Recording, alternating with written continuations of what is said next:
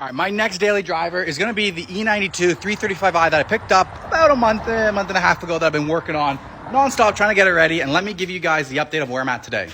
So I've been here for about an hour and I just finished up the rear coilover install. So the suspension all at the back is done. Back of the vehicle is done. And besides the diff flush that'll do, it can toss the tires on. Now the rest of the day, I'm going to be putting back together the intake and everything. I want to try to clean up the valves. They're pretty grimy in there. Once I clean up the valves, then I'll just start putting everything together. Put the oil filter housing back on, put the intake manifold back on, connect all the piping, put the coolant piping back in, the oil cooler lines, put everything back in with all brand new gaskets, and then hopefully I'll be able to take it home tonight. So I got to take all this stuff and toss it back inside the car.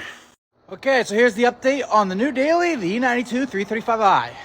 Unfortunately, it is not put together like I thought it would be. I have spent the whole rest of the afternoon putting together the engine bay.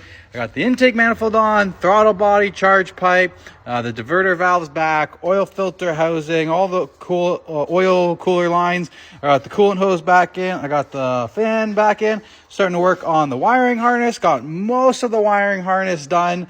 Mostly everything done. I can't seem to find this plug, so I got to do a little bit of research to see where I need to look.